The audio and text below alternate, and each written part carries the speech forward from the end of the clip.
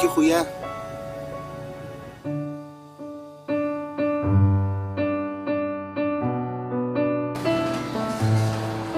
Thank you, Totoy. Thank you, Totoy. Thank you, ate. Thank you, ate. Thank you, boss. Thank you, boss.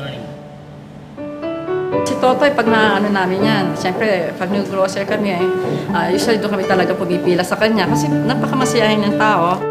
One time kasi, may naiwan kaming isang supot. May humahabol sa amin. Yung pala si Totoy.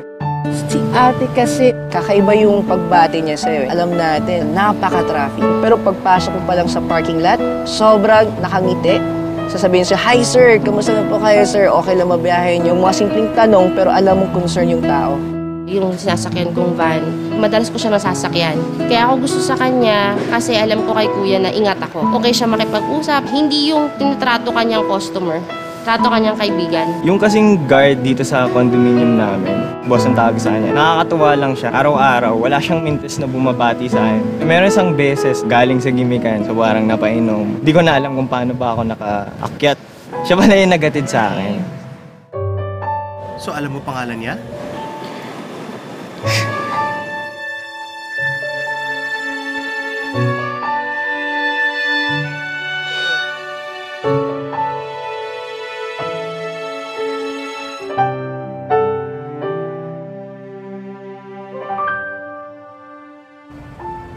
Salamat, ate. Thank you, ate.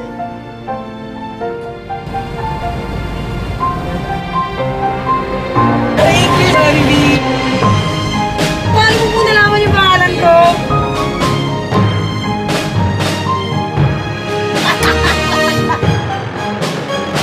Thank you, Artemio. Hindi ko akalain nga tawagin niya ako. Kaya nakuha yung pangalan ko. Masasaya na ako sa tawagan nila yung tunay ko ng pangalan. Asawa ko, hindi naman tumatawag sa pangalan ko. Kuya Ronilio, maraming salamat.